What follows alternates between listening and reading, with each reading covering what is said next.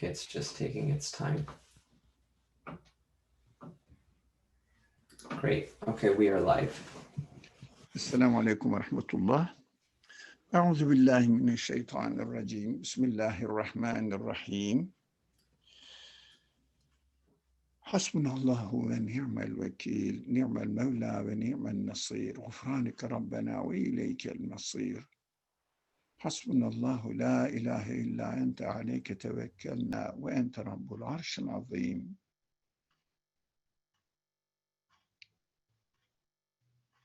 ربنا هب لنا من لدنك رحمة وهيئ لنا من أمرنا رشدا. رب لا تذرني فردا وأنت خير الوارثين. اهدنا الصراط المستقيم وصل اللهم على محمد وعلى آله وأصحابه وأتباعه وسلم والحمد لله رب العالمين. آمين. We have started to study the chapter Shams, the sun, which was revealed on the third year of the mission of the prophets, and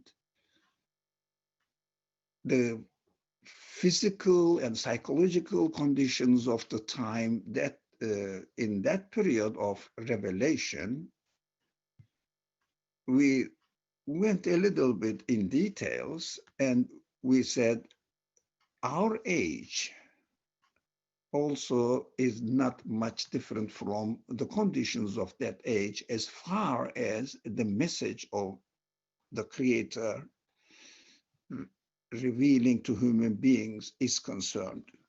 The reason was at that time, the great majority of the people of that area where the revelation took place to the messenger of God, that time in Arabian Peninsula, especially inland of the peninsula, the people were not familiar with the concept of messengership. Even the word was not really originally Arabic, Nabi. So it was originally from Hebrew, maybe even some people say goes back to Syriac language. So from Syriac to Hebrew, from Hebrew to Arabic language. That means the concept of prophethood did not exist at that time among the people, so they were so much suspicious about it. It was so unfamiliar for them. That was the one of the reasons. This is not a political reason, that was a real psychological reason for the people who rejected the claim of the prophethood of the messenger of God, Muhammad, peace and blessings be upon him. A political reason was, as far as the political conditions of the area was something different. Of course, that was a traditional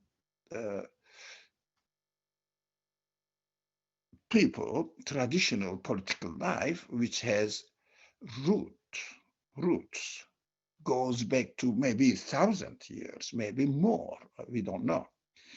And the historians also don't know what was going on in the deserts of Arabian Peninsula. So they were psychologically and rightly so suspicious about this claim.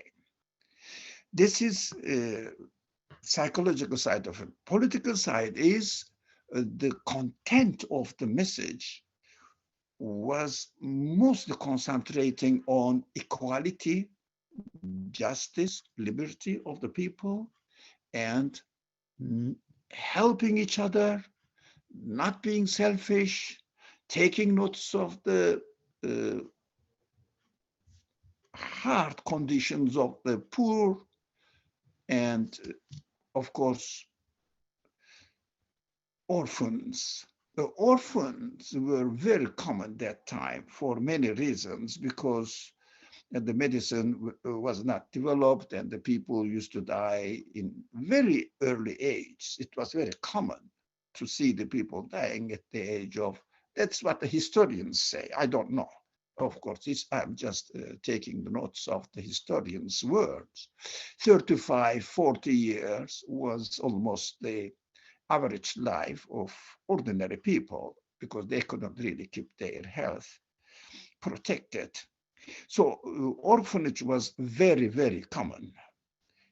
As far as the orphanage of the people is concerned, but we understand from orphanage in a very general and much wider sense.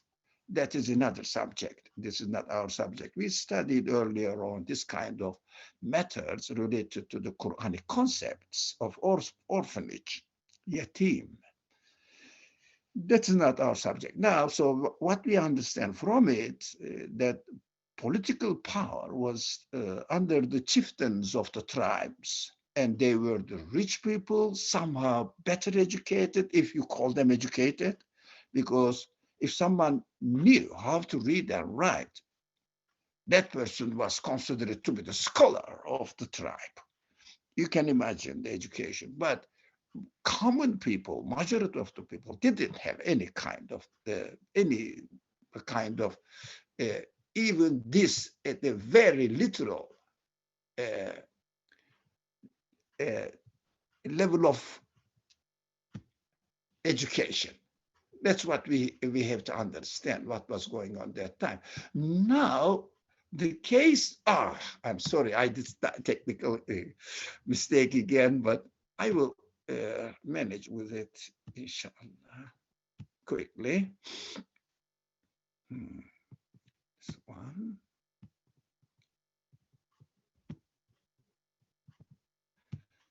I will come back. Why didn't it? All right. All right. No. It's working fine now. I understand, but I don't mean that. I mean something else. No. Again, excuse me, just bear with me for a while. Now, this one. Yeah. All right. Okay. This is, I'm sorry for this interruption, the nuisance interruption. So nowadays, of course, there is no chieftain, but everybody knows, not surprisingly, that certain families, filthy in money, so have their power on the political currency of most of the countries, maybe families. Looks like a primitive tribes chieftain lifestyle. Not the chieftains, they had small family members, but rich, but compared to the community, they were rich. But nowadays is different. It means the conditions are not really different from that time and now. Only the magnitude of the conditions and maybe density of the conditions, strength of the conditions are now much, much bigger. Influential families nowadays on the political side of each country, almost every country is very, very powerful. Everybody knows it. And also the concept of prophethood is not commonly accepted by the majority of the people. Among the Muslims, yes, they are a great number in the world population. Yes, more than 1 1.2, or people say 3, 4, 1.34 billion people, they know the concept of prophethood. Jews also know the concept of prophethood, but they are very, very small in number, somewhere around maybe 17 million only now. So all over the world. Not very, number-wise is not very significant. But in Christianity, in practice, the Pauline understanding of Christianity, the prophethood, as far as the Jesus-based understanding of the Bible is concerned, there is no prophethood. That is important. Although when they go to Hebrew sources, it was Torah and the interpretations of the Torah, rabbinic translations, Talmud, etc., all these sources, when they go there, they see that in Jewish history or the Judaic history, there were some people who claim to be the prophets. They don't deny it, but they don't really practice the notion of prophets within Christianity. That means at least 1/3 of the population of the world is not living with the concept of prophethood. It means there are, I don't know the approximate number, even more than, I think, 2 billion Christian population in the world.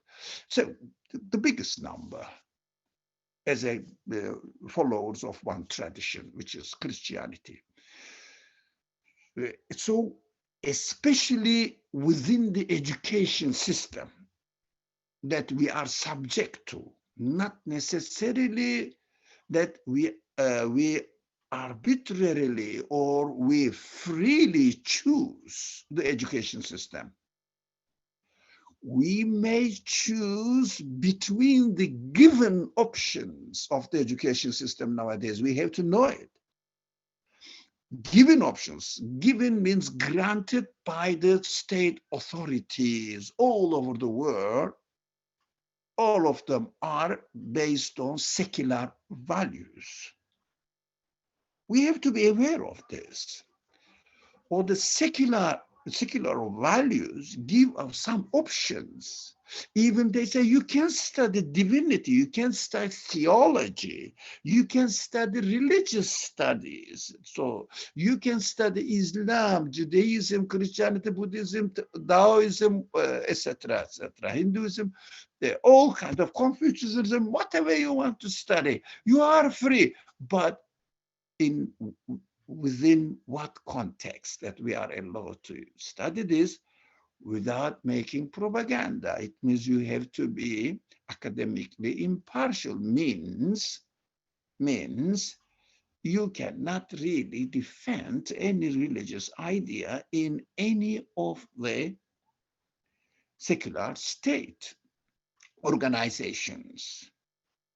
And we are forced to go through these developments. It means in the education system, especially as far as the science, as far as sociology, psychology, anthropology, and philosophy, what else I can say? It's even history, definitely the science studies, physics, chemistry, or other mathematics. So there is no prophethood that you can really base your argument on the necessity of the prophethood. You cannot defend it. That is so strange.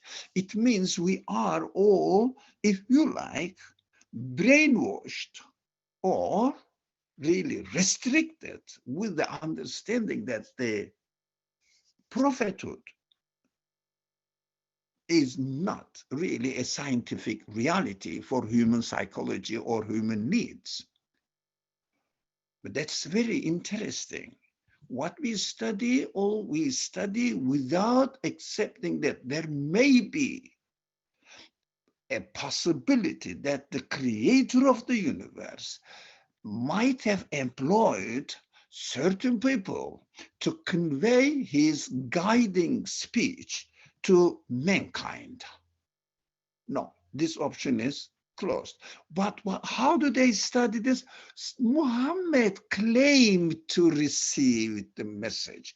Jesus was, of course, to some Christianity, Christendom, not all, not son of God, just not the prophet. But the Jews, Moses and some other, Jacob and Solomon, etc., all the descendants of Abrahamic tradition, they say they were employed by God to convey the message to human beings, but this is not in practice nowadays. You can study it as the historical claims. You cannot base your argument on them. So I don't know whether we have people among us who study somehow theology or divinity, religious studies,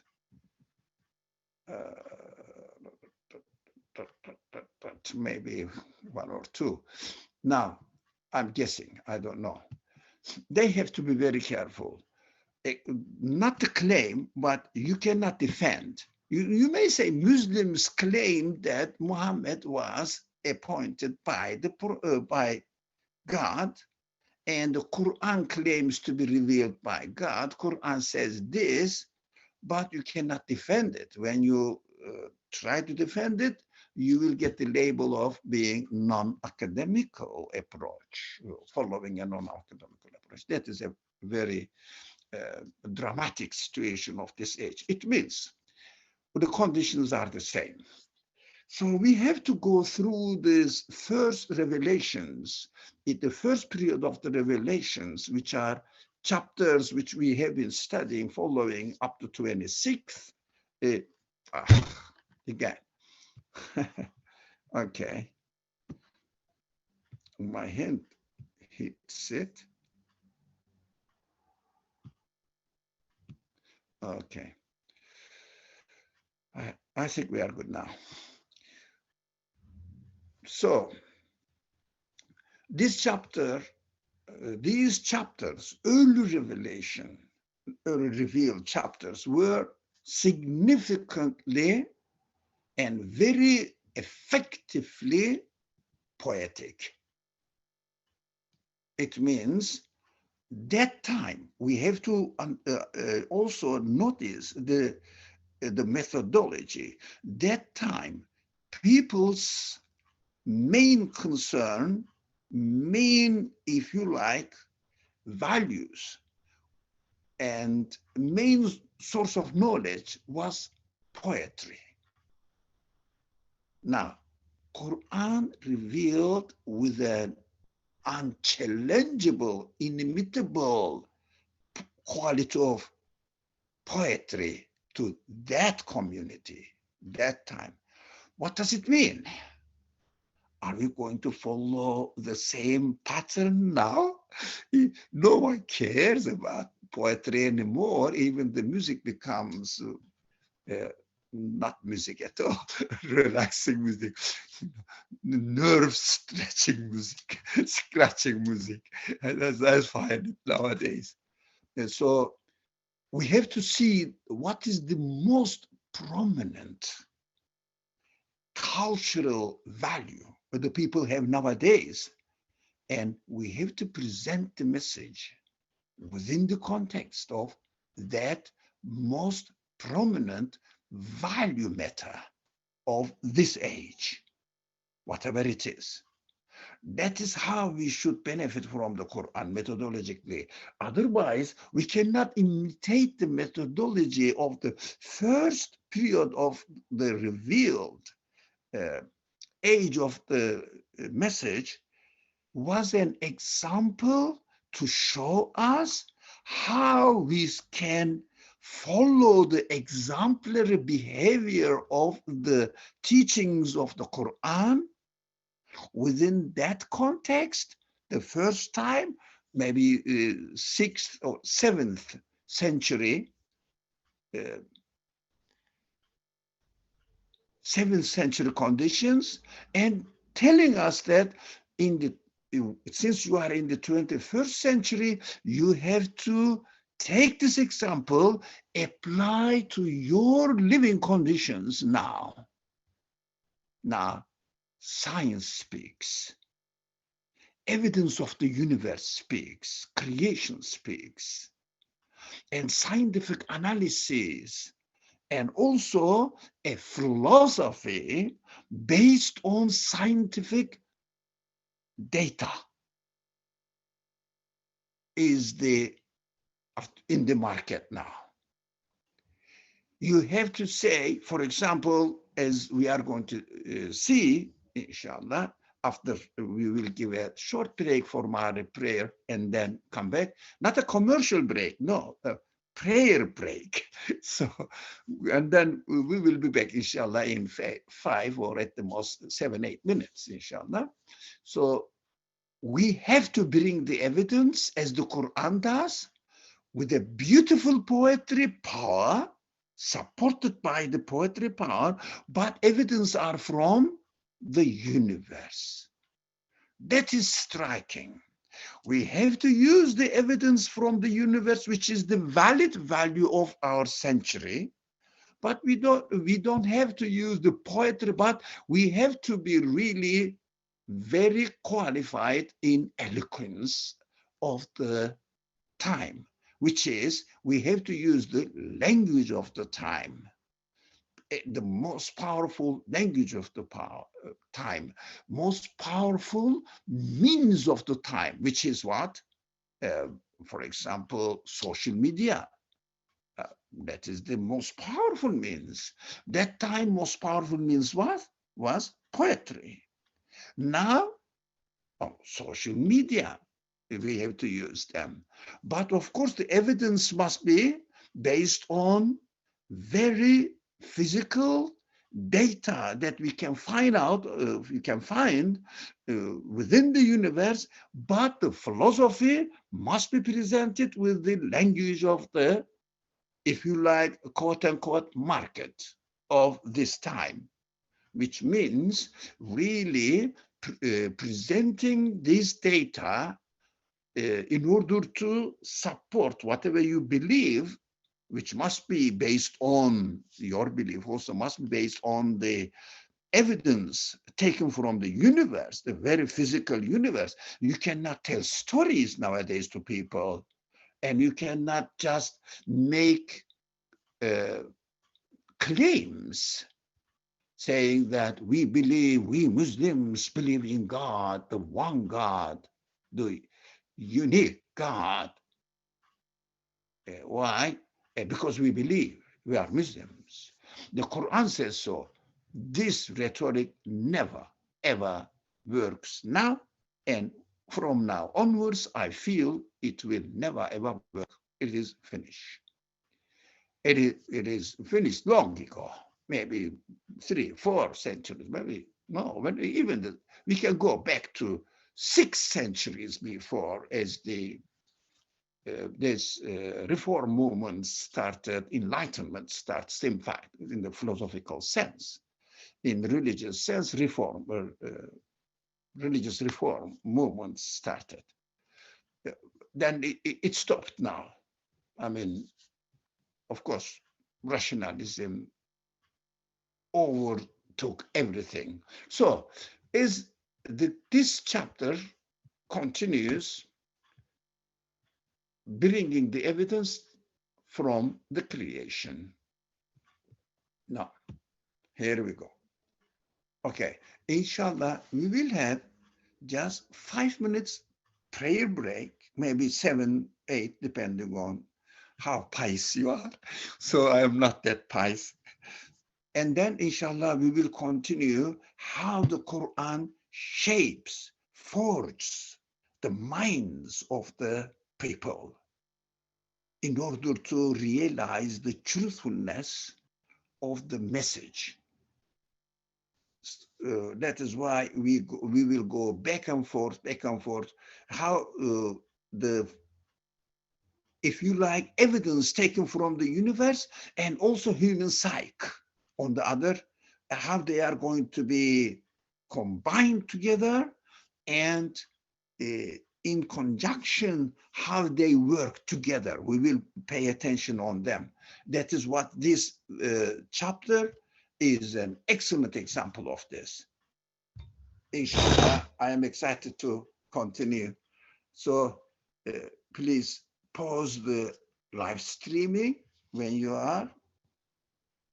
Let us know. So we will move now. Inshallah, go and pray and come back.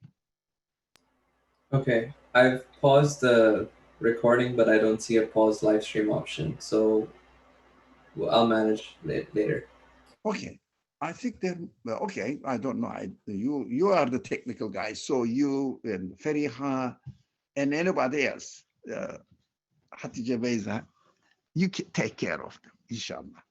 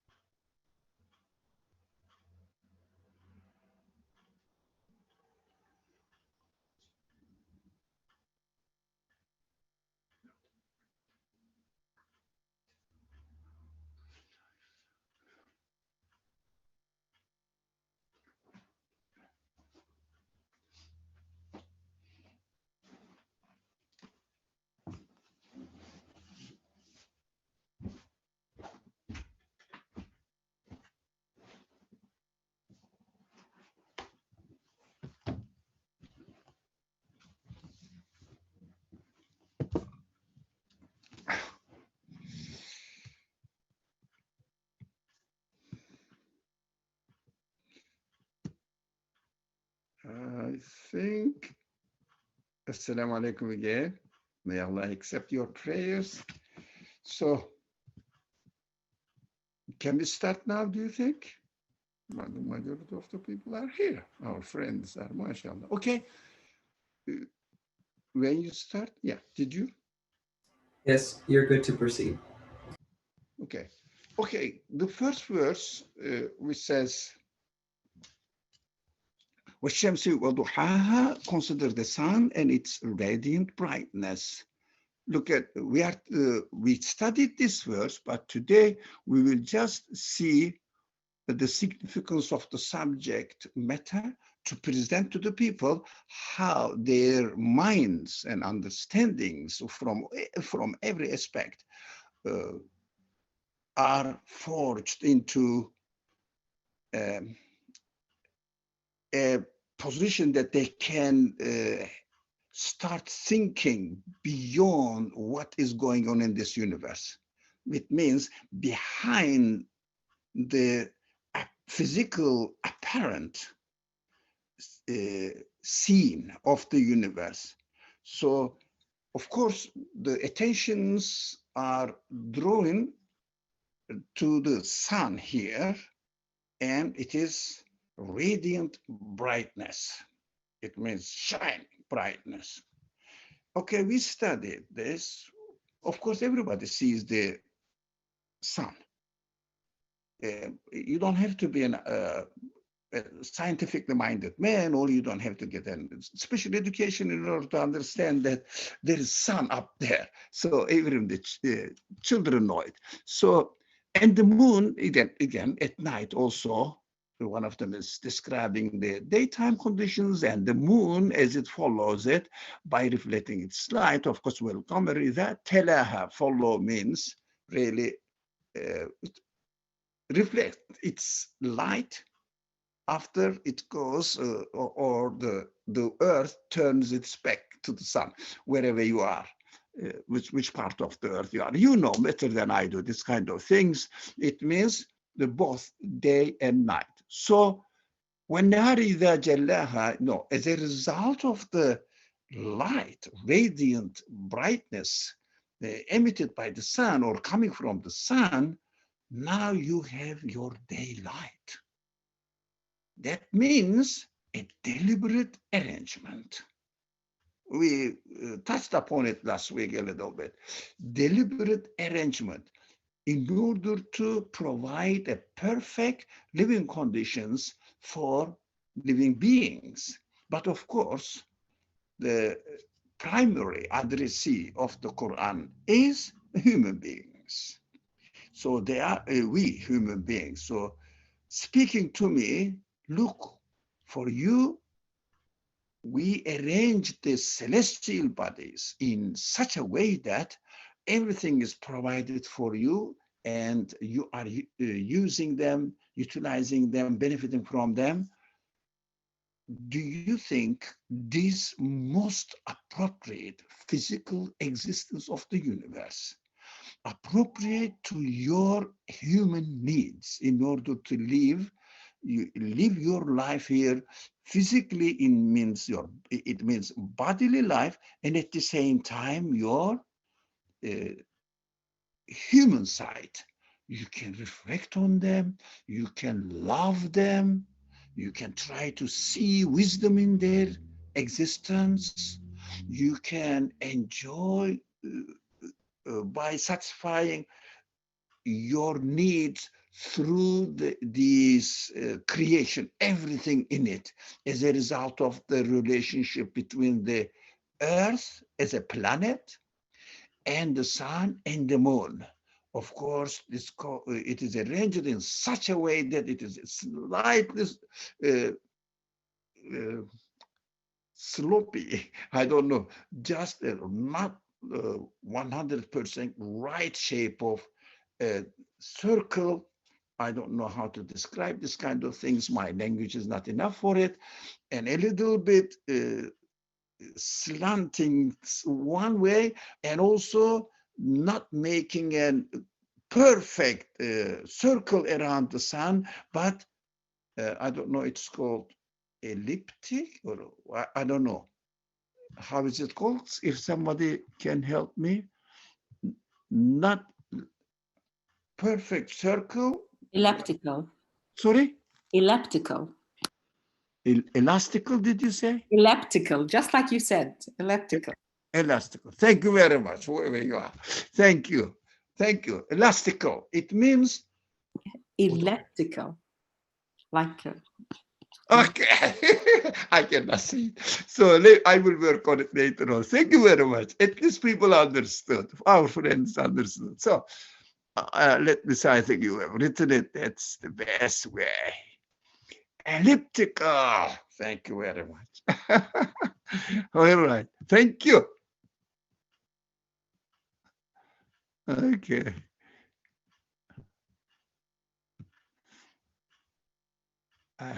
Thank you, Safina.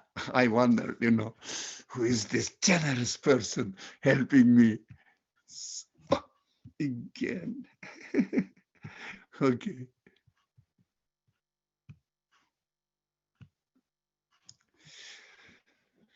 What does it mean? It causes seasons. Not one day is equal to other day. All life conditions are continuously changing so that the living beings are subject to a circulation. They come, they die at the end of, especially plants, and they are giving the quality to produce their fruits or whatever, grains, vegetables, whatever. Human beings benefit from them, and the following year it repeats again, but in such a way that we know from the beginning, from the seed, the shoot comes and the plant starts growing and blossoming and the leaves come out. A perfectly arranged, designed things are going on there. These are tied to the movements of the celestial bodies, Earth, the moon, the sun, maybe other planets, maybe some rays we get from the other stars. The people talk about the galaxies, the rays coming from the galaxies. They are trying to collect information. I have no idea about these techniques at all, but we hear that wonderful things are going on and everything is interrelated with each other. As a result, we have our vegetable, fruit, animals, and enjoyments.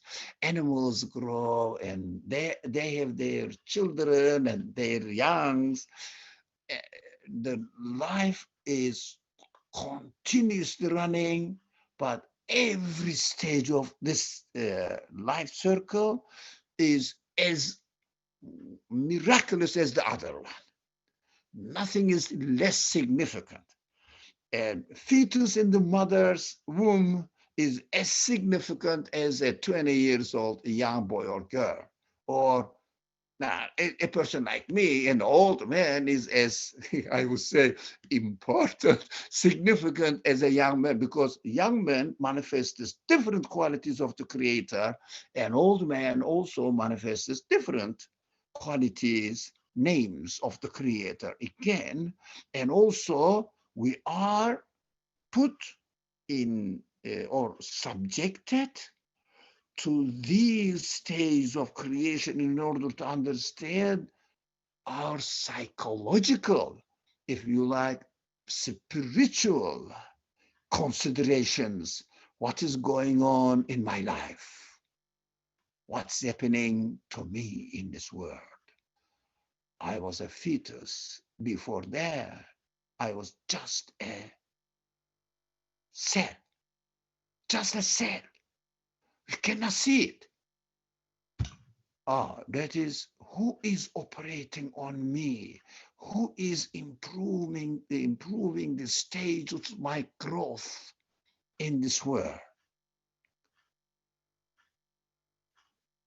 and who is really owning my existence, and what is he teaching me?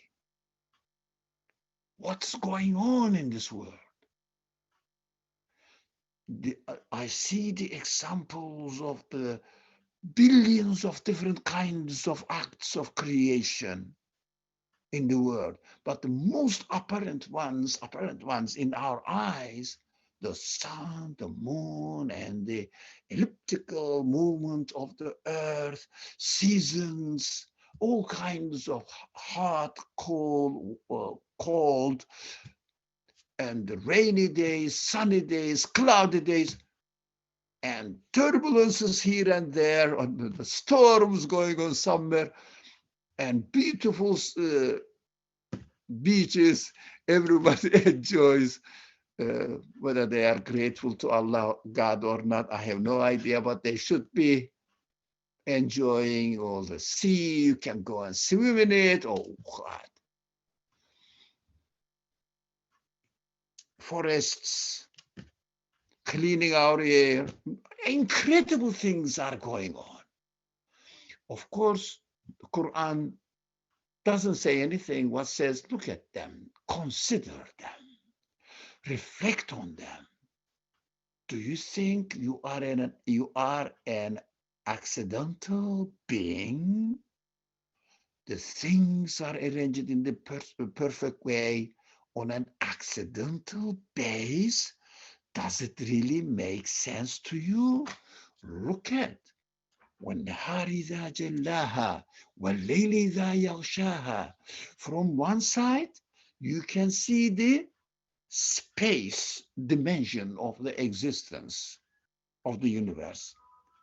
From another side, day and night, time dimension of the existence of the universe, which is much, much more interesting than the space size, because time size also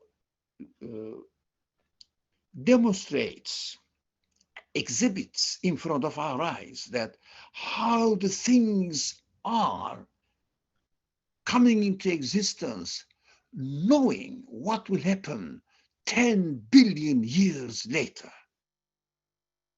Accordingly, everything is arranged to that purpose. We don't know another 10 or 100 billion years will continue. We have no idea, no speculation at all.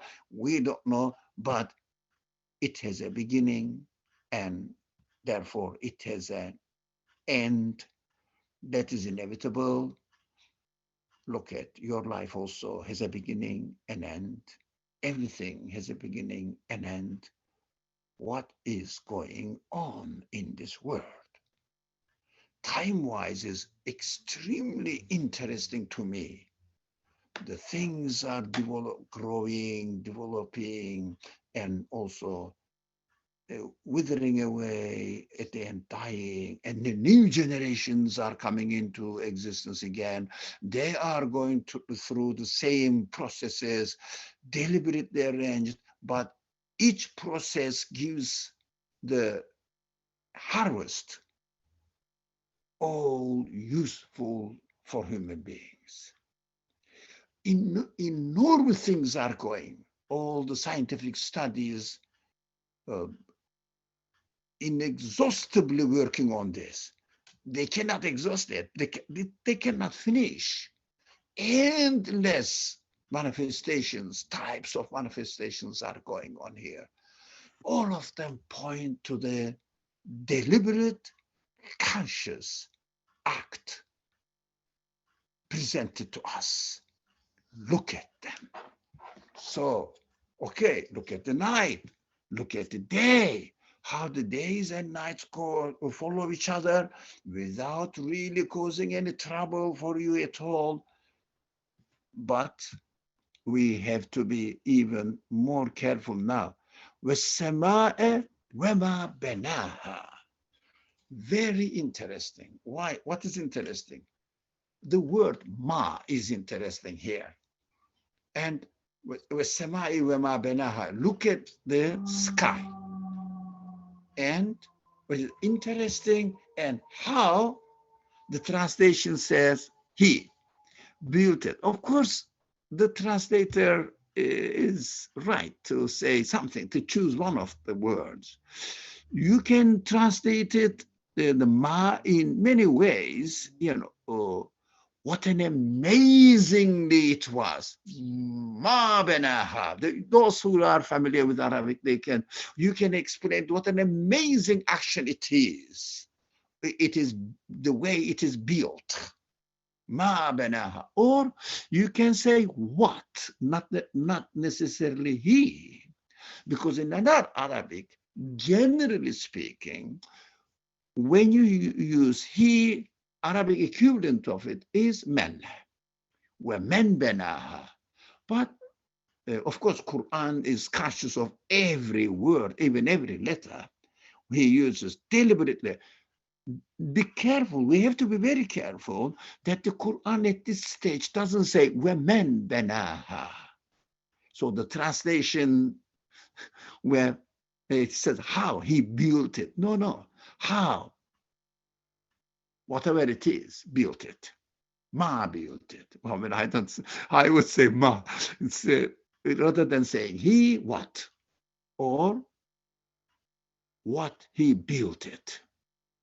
Why this ambiguity is there? It is very interesting because when you say men, it sounds as if you have already accepted and imposed on the reader or the listener. Of course, the first addressee of the speech of God were not the readers.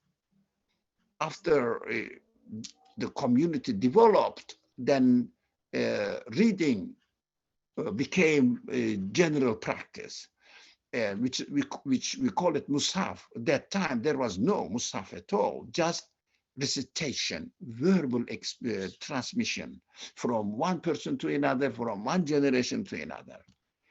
After, let me say, the prophetic mission took 23 years, 2 years Abu Bakr, 25, and 10 years Umar, 35, and Osman another 6 years, 35, 41. After 40 years, then the mushaf, as we know it in the book, in the form of a book, became available, but it was very scarce. And when a number of the book were available, mushaf were available that time. One of them sent the Cairo, the other one sent to somewhere Baghdad or in the Central Asia. Nowadays, I don't know, these Asian countries, very, very few of them were available, but slowly, literacy level increased, and the people started copying from the original source sent out by the Caliph Osman in his period of caliphate. So they copy it, but people were extremely sensitive not to change by mistake, of course, deliberately impossible.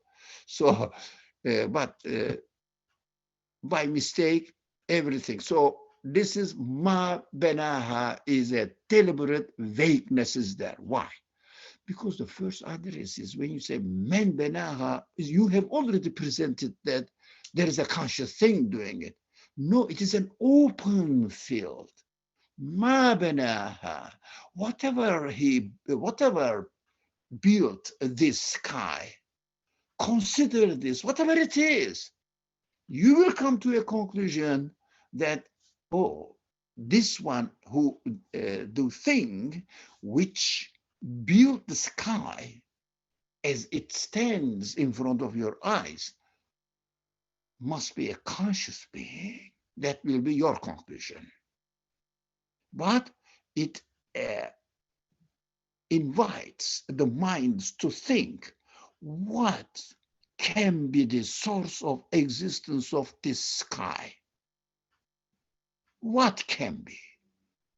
And when you think about it, it cannot be anything but a conscious being. Then your conclusion is the one who, the one who, the being who built the sky must be a conscious being. So your conclusion will be yes, a conscious being must have built the sky. Again, the same thing, same type of rhetoric continues here. والأرض وما طحاها. Now, and look at the earth and how how again, ma, what spread it, and what is spread it. Look at that. What can be the source? What can be the reason for this preparation of the earth for you? Mountains are there, valleys are there, desert is definitely for the first audience were there, seas, oceans are there, and roads you can go cultivate the land some places and use some places as forests, and water is plenty, but you can say we don't do much on the water. No, no, no. There's our water reservoirs so that it will evaporate. When it evaporates, clouds are created out of this steam, if you like, and with the wind, clouds are carried to the dry land. So, and the earth is watered from sky. So when I was a child, I used to say, you know, everywhere must be just land. With the water is just only good for ship to transfer. I mean, nowadays, for example, the air transportation is very general practice. So we don't need really ship much, not necessarily, but we need land. No, no, no. Without oceans, the land cannot get water. That's how it is deliberately designed. Everything has a specific purpose to fulfill, so that the result will demonstrate that this is a conscious act by a conscious being. So that will be, of course, the way the earth is spread out shows that this can only be done by a conscious being. Now, this is the physical side of the scenery. Suddenly the subject changes. وَنَفْسٍ وَمَا سَوَّاهَا. What? We were talking about the sky, celestial bodies, the earth, how it was really decorated, designed, and perfectly arranged for the benefit of human beings to use and live in a comfortable way. What's happening now? You start talking about nafs and the soul. Consider the soul and how it was, if you like, formed, and consider what formed it. What do you mean? What do you mean by forming? Sawa is interesting. Make it smooth the working position, to make it smooth. You know, sawa, for example, if you want to, let's say, a flat place, if there are some humpers or hills and some holes in it, if you make it all smooth, flat, that is sawa. So the earth Let me go back.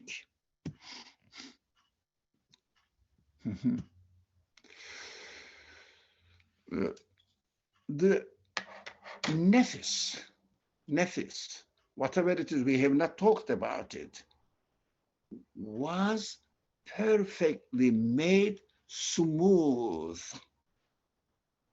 Not really, there are some places doesn't fit the others. They are not working in harmony with each other. Everything is perfectly working with each other and no obstacle at all, one thing causing for the other. But what is nafs? Now, nafs has also many meanings. I don't know, I cannot count it. Many meanings, really, I cannot count it, but I don't know all of them. That means, nefis means a person, okay? A human being, okay? Or a being, any being, a being, not necessarily a human being, but anything has its own nefs. When itself, you can say herself, himself, or you can use all these kind of things in order to understand what nefis is. But at the same time, in the Quranic language, nefis also used for the arrogant, obstinate, uh, obstinate side of human being, which is called egotistic side of human beings, selfish side of human beings. But here, because of the word sawa, relates to nefis, so what made it formed in the perfect way, the nefis. Now, let's say how the nefis is perfectly arranged. It means here in this context, majority of the people understand in this way that I will share with you that I agree with them. Why shouldn't I? Because I'm not superior over them, but I'm benefiting from them altogether, maybe choosing one, sometimes preferring one over the other. Of course, that is somehow everybody has his own taste of understanding the beautiful teachings of the Quran. So that is my taste says here, nefis means spirit, the soul in the positive sense, not in the negative sense, egoistic. It means egoistic side of human beings. No, the soul, human soul, it means the spirit. The spirit was made smooth, perfectly arranged, and formed a whole. With what? Spirit, all the emotional side, and intellectual side, consciousness, and the body, how perfectly they are working. I have, for example, the sense of taste, tongue is there. Just detect the thousands of different tastes, and memory is there to keep it. This is mango, isn't it? Yesterday I ate as well. Or this is just, let's say, orange or pear, whatever it is. So, or this is a very nice rice. So this is a perfect fish, for example. How do we know? Taste, memory keeps it. How they are arranged all together. And also human feelings and the way the tools are given to human body to receive and introduce what is created out there. I, for example, looks at the world, power of sight, wants to see, eye is there, just exactly how human construction, body, spirit, etc., wants to see works, perfectly arranged, eyes are given to human beings. But other creatures, for example, they say flies, mosquitoes have their own eyes, which, well, I don't know. I remember as if I read somewhere 40 lenses. We have only one, I think. Oh, how credible. They see everything. They see what is behind our skin. So they will get this blood vein, the dirty blood vein, or that it has a name, but I don't know.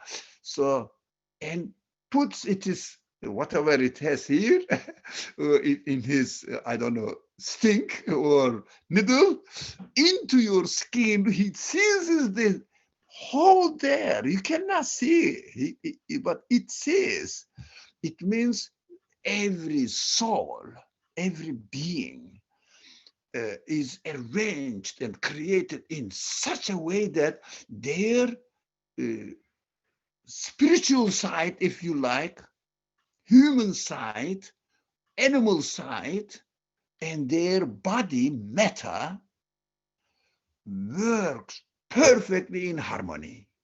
Sawaha. Wama sawaha. What do you say? Then, after reading this, وَنَفْسِ وَمَا سَوَّاهَا, as the translator said, I mean, used his conclusion, he formed it. So consider the one who formed your body and human side, spirit, and made it completely corresponding to each other, complementing each other, not contradicting at all. So, but in the course of time, slowly and gradually, you, like me, you start seeing that your body is not really the means to satisfy the desires of your infinite expectations of satisfactions. Just according to the conditions of the creation of this universe, according to the conditions of this universe, it perfectly adjusted. It is adjusted, perfectly adjusted, but within the conditions of this universe. The universe is there, facilities are there, available, and means, the body means, tools are in the physical form of human side, and the desire to communicate with the universe within spirit is here. But spirit realizes that, yes, it is perfectly arranged within the conditions of this universe, but I need more. And as you get older, which is beautiful, I love being an old man now. So I hope God will protect me for a long time. I will really enjoy this old age. It is its own taste for me. I am really enjoying it now. I hope I won't fall into, please pray for me, into a need of other people, etc., so that I can survive and enjoy the weak, the side of my existence. So acknowledge that I am not created for this universe. That's the best way of acknowledging it. When I was young, I wasn't like you, but I wasn't really listening this kind of classes. So I was a very bad young man. So now I understand that, yes, young age is beautiful for its own conditions, but we may be very negligent, very arrogant, without realizing the real nature of our existence. But old age gives this opportunity. It is beautiful. try to keep your health safe. So pray to Allah that Allah will give you old age. It is beautiful. You understand all the caprices, all the unsatisfied, egoistic desires were nothing, worthless. But when you were young, when I was young, I never understood this.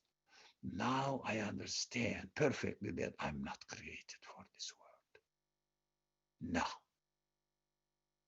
I'm not created for this world.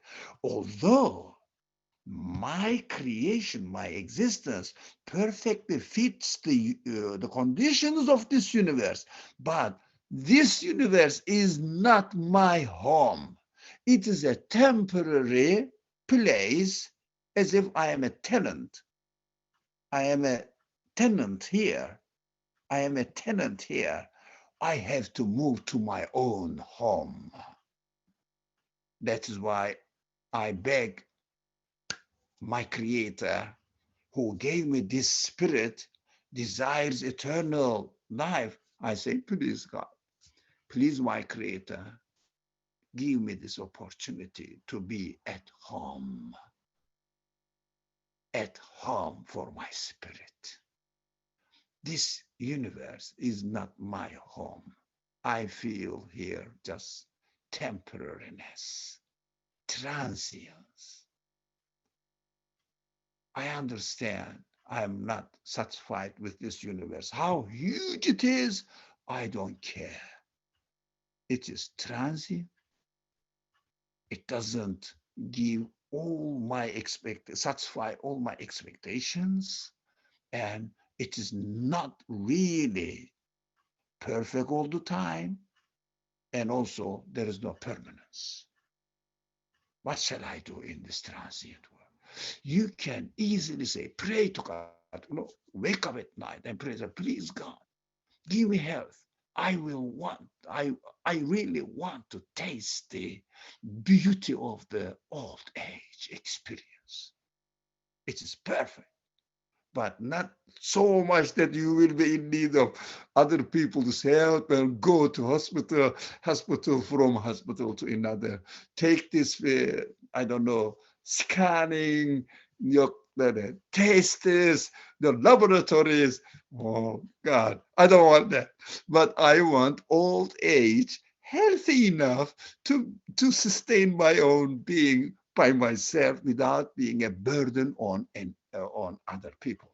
That is my psychological situation nowadays that I wanted to share, because I see no the harm in sharing my psychological feelings with you. You are my friends. Maybe I can call that you are my only friends. That's it. I am with you. Otherwise, I live in a house by myself. So, okay. What a forgetful man I am.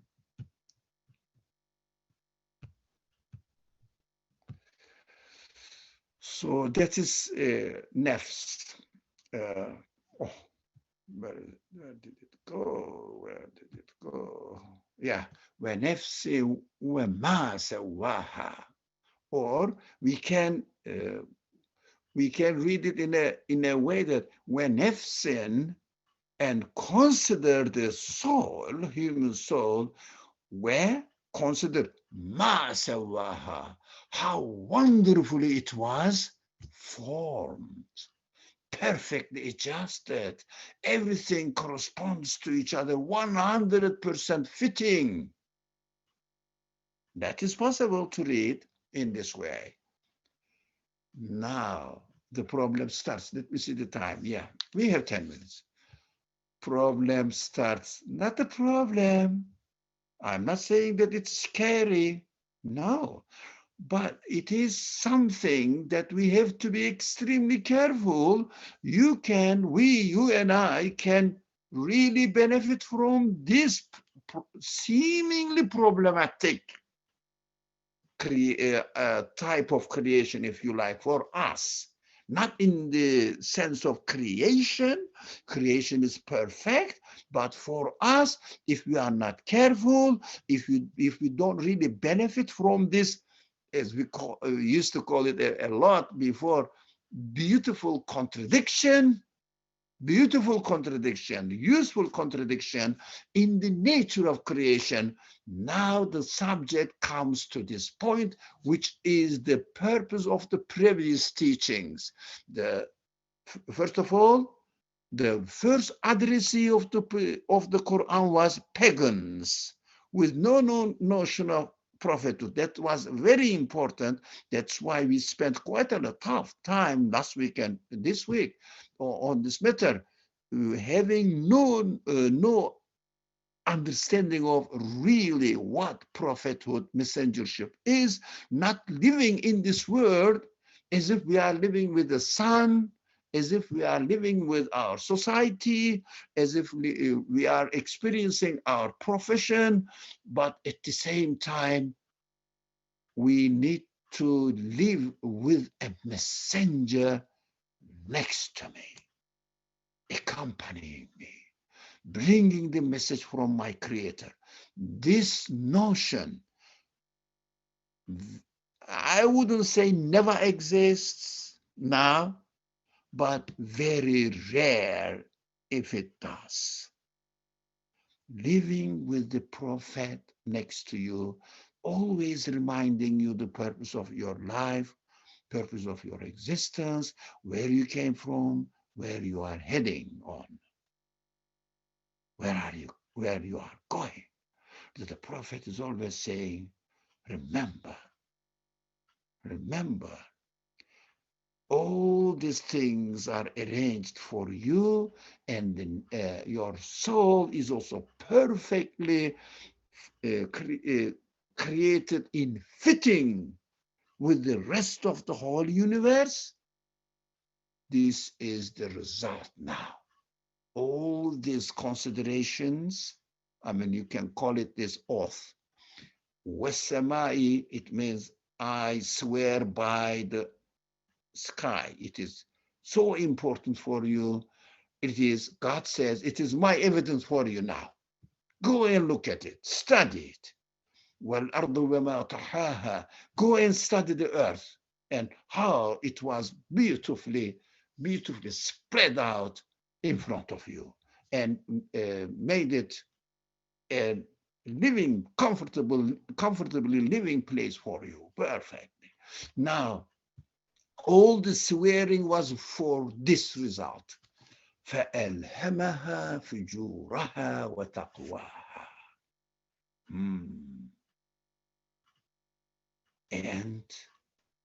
And what or he, again, doesn't matter, inspired, and what inspired, or he inspired it. With the translation said discernment of, it is fujuraha, translated as wickedness, fair enough, وَتَقْوَاهَا, and it is righteousness or consciousness. What's right, what's wrong, we know. But at the same time, we are given the option to deviate in utilizing our human qualities. It is really possible. Although the spirit is perfect in and of itself, created in this way, but we are given free will. Wow. It is really interesting for me. Free will means, yes, I am presented a perfect laptop, working perfectly, but I have free will. I can mess up with it. I can use it correctly. I can just, from time to time, I do spoil its system,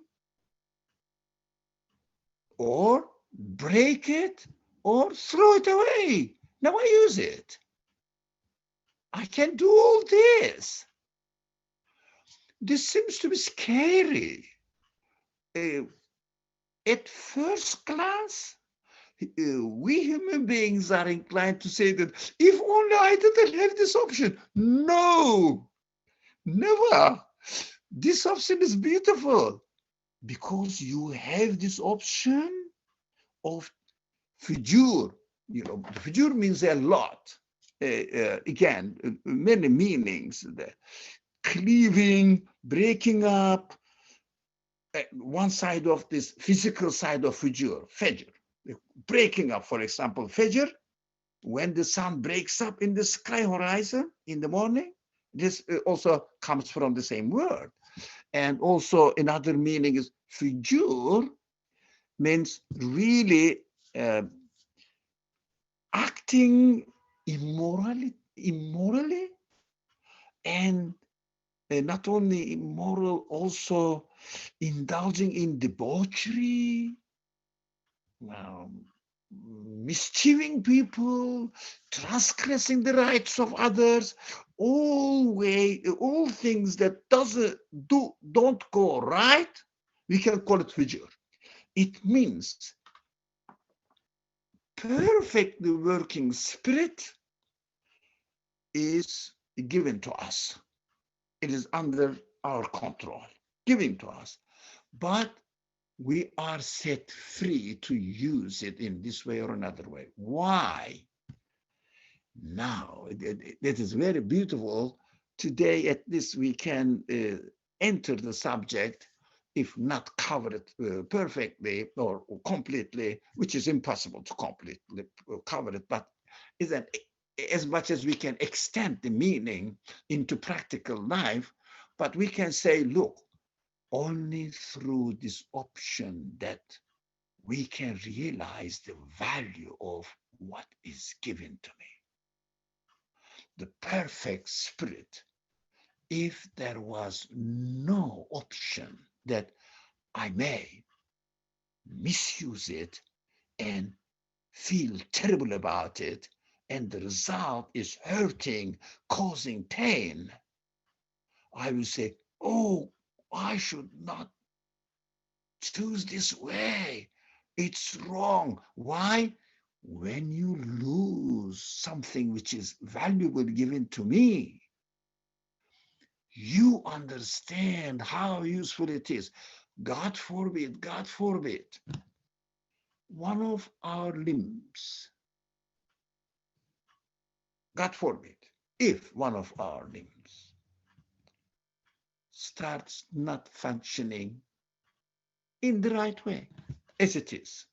For example, let's simple one of my finger, only one finger. I cannot really move it as quick as the other ones. How do you feel? It is really trouble. And then you say, oh, everything is created the way they are created is really very important. I realize this. So I have the option, for example, to harm other people or to help other people, to, for example, cut and burn the plants, for example, a forest, or to grow a forest, or anything. And even an animal, not human beings. An animal, let's say, I can hit the animal and harm the animal, maybe make it somehow damaged. I can do that, but also I can help an animal by looking after it, healing it, causing the healing in this world. Of course, we are not the creator, but using our free will in this way, on this direction. So you can see that, oh, how beautiful it is to help other needy ones. How beautiful it is to be constructive, not destructive. How beautiful it is to be honest. How beautiful it is to tell the truth, how beautiful it is to confirm the reality of anything.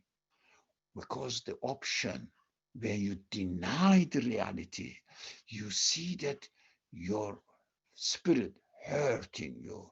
You know that you are doing something wrong. So that the ability to confirm the truth, you understand how valuable, how precious it is. That is how we really evaluate the value of everything. Everybody gives the example. Of course, no one wants to experience it. When you lose one or two of your eyes, you see what happens. And then you realize that how precious they were. You can't even imagine losing one of your eyes. Even if somebody says, okay, just give me your eyes, it is not possible. But as an example, I will give you $1 million. Is there any crazy man among 6 billion people will accept this offer? No one. Why? When I think of the missing of my eyes, I just realized that, oh, without my eyes, never. What shall I do with 1 million without my eyes? It is worth nothing. It is priceless. You cannot give a price to one eye. Everything, your arm, for example, can you give a price to your arm? It is worth this one. Although it's a physical being, just meat, bone. But how about losing your senses? God forbid. Lose your memory, lose your rationality. Your brain is not functioning perfectly. Your ear is not hearing. This is the option. Fujuraha wa taqwaha. Yeah. And the wicked side of it, crooked side of it, not perfectly fitting side of it, and also right usage of it. Become conscious of its value. But this is the only way that we understand the beauty or the perfection, the real priceless value of existence is. For example, can you imagine? You can't, non-existence. Why? You cannot imagine it. Non-existence, because it is unimaginable by its nature, non-existence.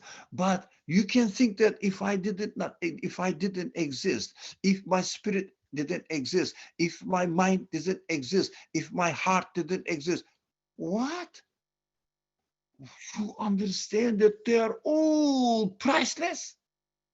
This is the opportunity given to human beings, that we can make comparisons, so that through this comparison, after this comparison, we realize that the existence of something as it is created by God, is most perfect creation. So, I don't want any of us to commit a crime or anything, but when you are put into a prison, you understand the value of freedom. So in many countries, Muslim countries, dictators don't give the freedom to speak to people. So you cannot express yourself.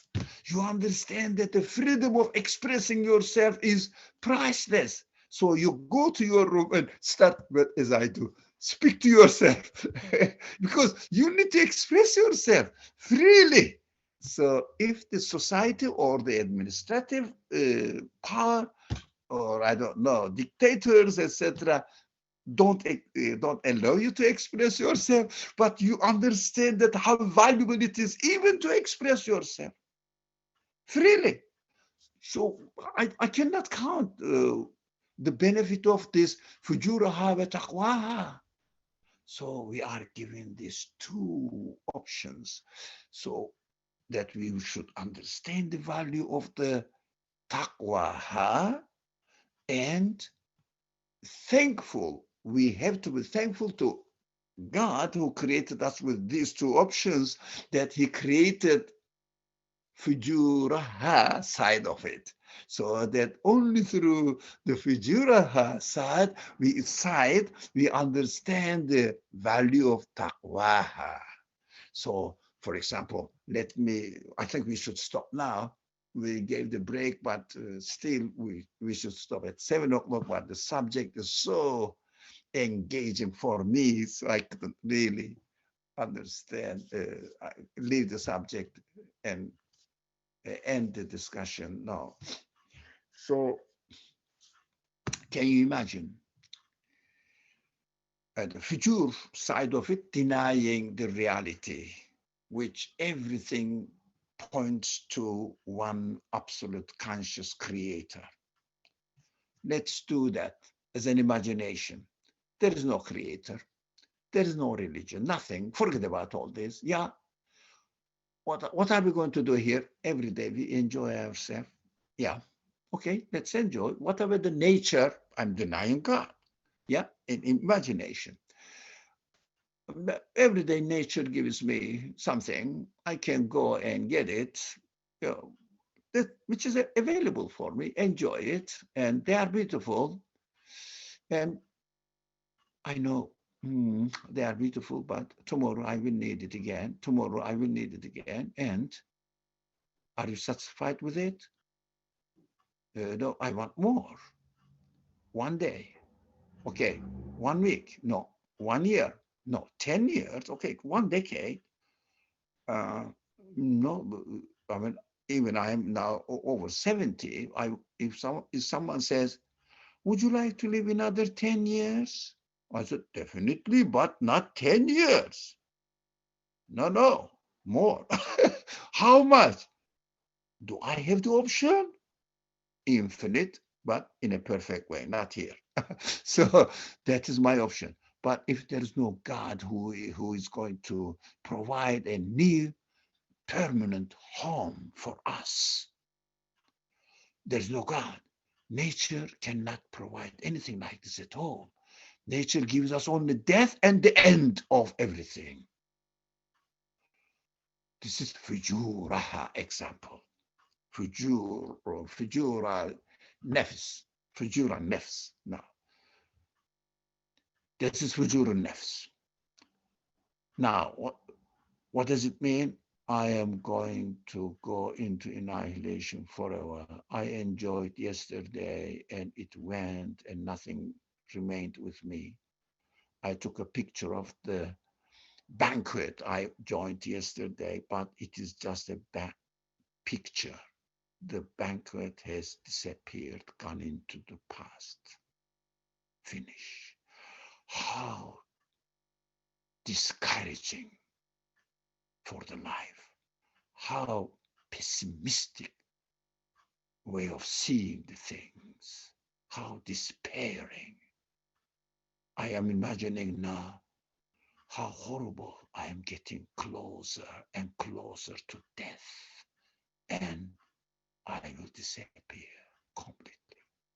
All the enjoyment I had in my life will leave me alone. Nothing will accompany me. Nothing will remain with me. Can you imagine? This, even the imagination now, I was really imagining it seriously here.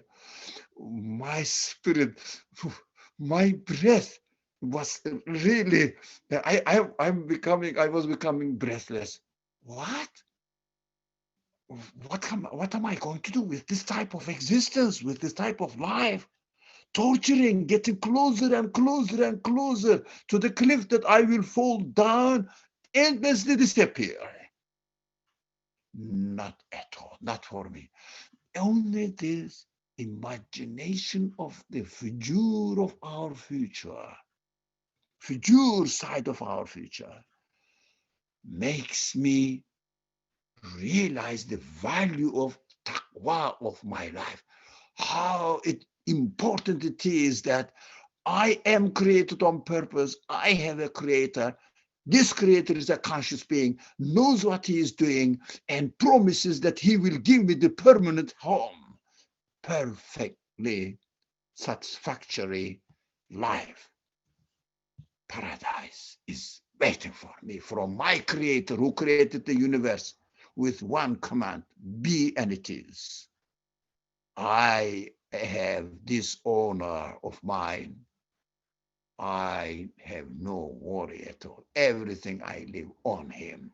He takes care of it as he took care of my existence in this world. He brought me into this existence. Can you see the difference between black and white? That is fujuraha wa taqwa. I think all these presentations up to now, up to now, we studied this chapter, was for this purpose, and the following will give some examples of it. How human beings lived according to fujuraha or taqwaha and what happened to them. So these examples will follow next week, inshallah. But we have to understand that we are invited to see the sun, the moon, and the day and night, and the bright the sunlight, etc. Then the dark night. All these are, come to yourself. Look at the earth, look at the sky, etc. And then look at yourself. وَنَفْسٍ وَمَا سَوَّاهَا. Look at yourself, how perfectly you are created. Why? In order to notice that you have the option to deny the reality or to confirm it, to ignore the reality or become aware, be conscious of it. That is the purpose of existence for you. This chapter, every chapter has its own significance. To whatever the chapter I studied, I said, this is the best chapter, my favorite chapter. But I will study another was, oh, this is the best one. So, alhamdulillah, do you see how the Quran really forges the personality of human beings and gives them a pivot for their thinking, for their thoughts, where they can stand and how they can really develop the reality of their own existence under the guidance of these beautiful examples, perfectly presented to us in a beautiful way. The language is beautiful, very poetic, musical. والسماء وما بناها والأرض وما طحاها ونفس وما سواها فألهمها فجورها وتقواها. You see that you are really reading a beautiful poem at the same time. Enjoyable language, but full of wisdom. Of course, this is the word of God, not like philosophers making speculations. Simple, beautiful, straightforward, but perfect, educating, training human beings, preparing them to become aware of themselves, their reality. Thank you very much. I'm sorry. Oh, 15 minutes over. Please forgive me. Inshallah, it won't repeat again next week. Hope to see you, inshallah. بسم الله الرحمن الرحيم سبحانك لا علم لنا إلا ما علمتنا إنك أنت العليم الحكيم وآخر دعواهم أن الحمد لله رب العالمين.